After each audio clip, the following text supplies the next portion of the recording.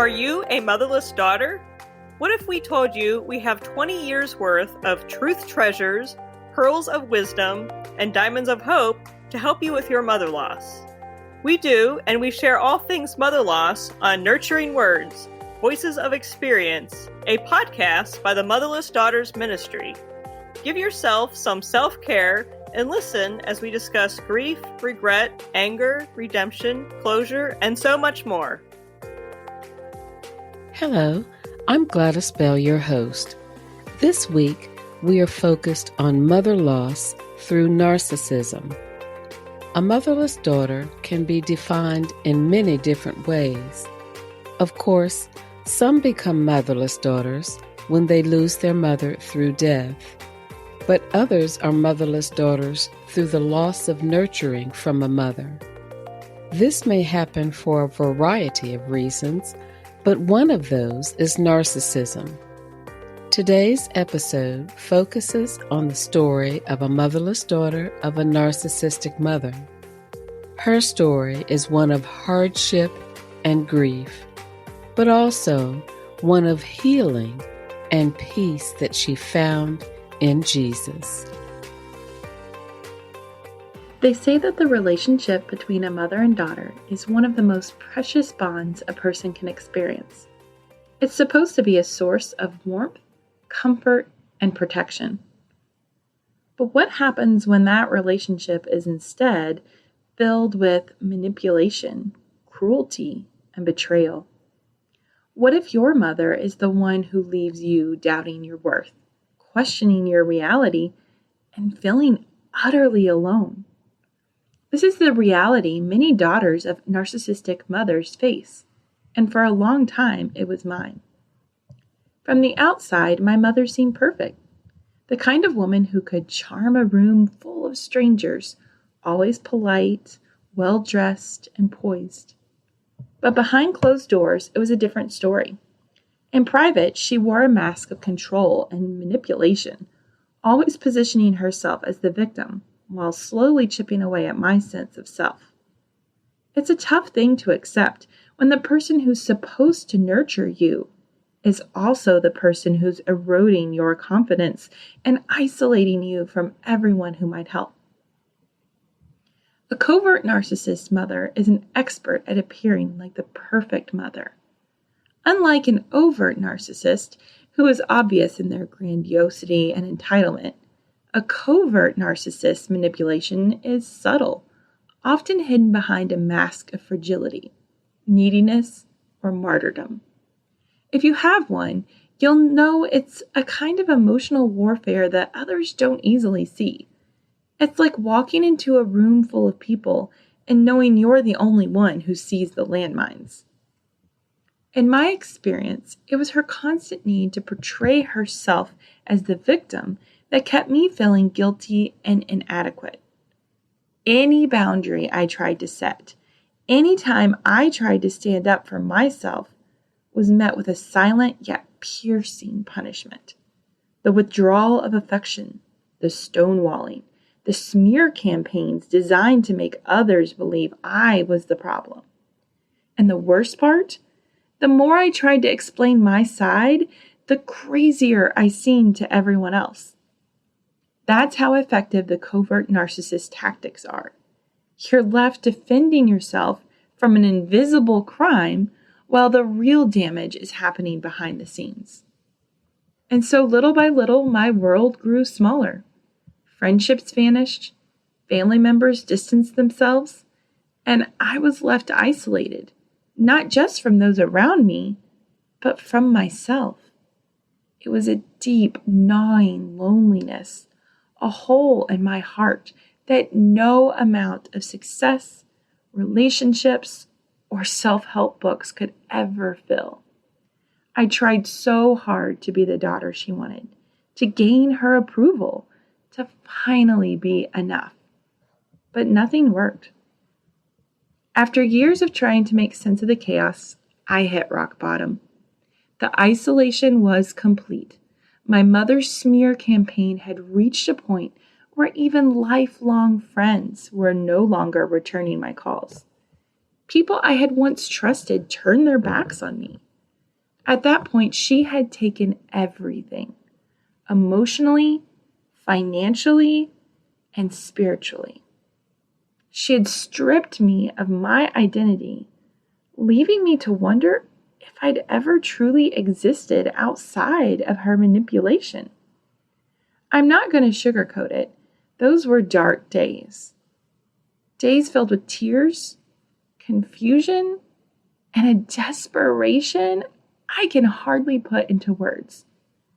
It was like wandering through a fog, unable to find my way out, feeling utterly invisible. But in the depths of that despair, something incredible happened. It was during one of those moments, at the lowest point, that I finally turned to the only source of comfort I hadn't yet sought: Jesus. I had been raised with some knowledge of faith, but it always felt distant, abstract. But in the stillness of my brokenness, I felt his presence like never before. It was as if he had been waiting for me all along, gently calling out to me through the chaos, waiting for me to turn my heart toward him. It wasn't an instant fix, let's be clear. I didn't suddenly wake up one morning and feel like everything was perfect. The pain was still there. The scars still ran deep. But something shifted. There was a new peace that settled into my soul. It was like the hole that had been growing inside me for all those years started to heal. Not because of anything I did, but because of what he did for me. Jesus showed me that my worth wasn't dependent on my mother's approval, or anyone else's for that matter. My value comes from being a child of God. In Christ, I found the unconditional love I had been searching for my entire life. He became the parent I never had, the protector I always needed. He didn't just fill the hole in my heart, he made me whole again. Now, don't get me wrong. My mother didn't change. In fact, if anything, her attacks intensified once she realized that her old tactics no longer had the same effect on me. The smear campaigns continued, the lies spread further, and the isolation grew deeper. But something was different this time. I wasn't battling her lies alone anymore. I had Jesus walking beside me, strengthening me, reminding me daily that my battle wasn't against her, but against the darkness trying to pull me down. And that's where the true miracle happened.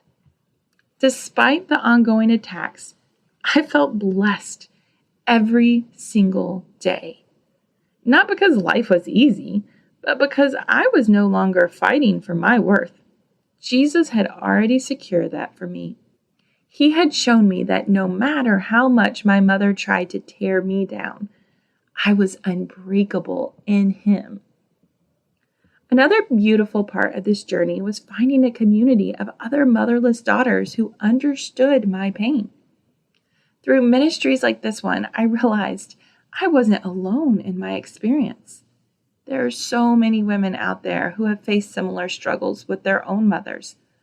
Women who have been gaslit, manipulated, and left feeling like they're the problem. But in Christ, we've all found healing. We've found a new family, a family built not on manipulation or control, but on love, grace, and compassion. I now have the privilege of walking alongside other women on their journeys, sharing the hope and healing I found in Christ. And while the scars are still there, they are now a testament to his goodness, not a reminder of the pain. If you're reading this and you've experienced the pain of a narcissistic mother, I want you to know there is hope. I know how deep that hole can feel, how all-consuming the isolation can be. But there is one who can fill that emptiness, one who can heal even the most broken heart. His name is Jesus, and he's waiting for you with open arms, just as he waited for me. The journey isn't easy, and the scars may remain, but in him you will find peace, purpose, and a love that no one can take away. You are not alone, and you are deeply, unconditionally loved. We're going to take a short break to tell you about a resource, and then we'll get right back to the podcast. How do you know if your mother is narcissistic? According to Dr. Carol McBride, author of Will I Ever Be Good Enough? Healing the Daughters of Narcissistic Mothers. A narcissistic mother, quote, sees her daughter as a reflection and extension of herself, rather than as a separate person with her own identity. She puts pressure on her daughter to act and react to the world and her surroundings in the exact manner that mom would, rather than in a way that feels right for the daughter. Most damaging is that a narcissistic mother never approves of her daughter simply for being herself, which the daughter desperately needs in order to grow into a confident woman. End quote. This is why we say you can have mother loss without mother death. Perhaps your mother was around physically, but when it came to unconditional nurturing, she just wasn't there. Motherless Daughters Ministry is here for you through our Daughters of Narcissistic Mother class. We will work to instill an understanding and realization of your mother's condition and the effects that her narcissism has had on your life. We will find hope and healing with fellow Daughters of Narcissistic Mothers. For your information about this transformative class, visit motherlessdaughtersministry.com. In conclusion, we have some reflections on this topic from our podcast administrator, Sarah Lynn Wells. Thanks to Jennifer for sharing her story. While mother loss through death is a topic of many ministries, mother loss through narcissism is not as commonly discussed. But the effects of narcissism can leave lasting, devastating effects for the children of a narcissistic mother who lack the nurture of an emotionally present mother. I appreciate Jennifer's bravery and honesty in sharing her experiences and healing journey. Her description of finding Jesus in the midst of a low moment in her life is such an encouragement. It is good to remember that even when life isn't going as planned or the way we want, we can still find comfort and healing. We can still know peace, even when life is hard. Her description of finding peace while hitting the lowest point of her life reminded me of a story I once heard. As the story goes, a contest was held for an artist to create a painting that best represented the word peace. Most paintings submitted were of serene landscapes. Some were of a still lake, a field of flowers, or a beautiful sunset. The winner, though, wasn't any of these peaceful images. Rather, a painting won that at first looked anything but peaceful. It was of a raging storm, with waves crashing against rocks. At a closer glance, though, you see under a rock a nest with a mother bird protecting her babies. Those baby birds, safe under their mother's wings, were finding comfort and peace from the chaos around them. Peace isn't necessarily the absence of trouble. No life will be free from conflict or pain. But peace is finding a safe place to find refuge. For some, it can be a mother like in the painting with the birds. But for daughters of narcissistic mothers, their mother is not their source of peace. Oftentimes, not their father either, who may be an enabler or checked out himself. But thankfully, even those of us who are unable to find peace from our parents have another source. We have a God who is the ultimate source of peace. John 14:27 says, "My peace I leave with you, my peace I give to you. Not as the world gives do I give to you. Let not your hearts be troubled, neither let them be afraid." Philippians 4:7 says, "And the peace of God, which transcends all understanding, will guard your hearts and your minds in Christ Jesus." I am thankful, like Jennifer, we can all have access to that peace. The peace that doesn't make sense to others, but is the truest form of peace we can have. If you are in a place like Jennifer, trying to make sense of the pain from a narcissistic mother, you are not alone. There are others who are struggling with this same journey and pain. Our ministry has many resources to help motherless daughters deal with the pain of narcissism. One of those is a course called Breaking Free, Healing from a Narcissistic Mother.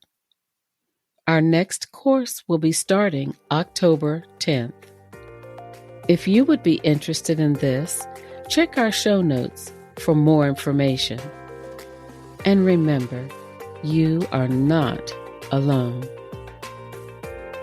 Thank you for joining us here at Motherless Daughters Ministry.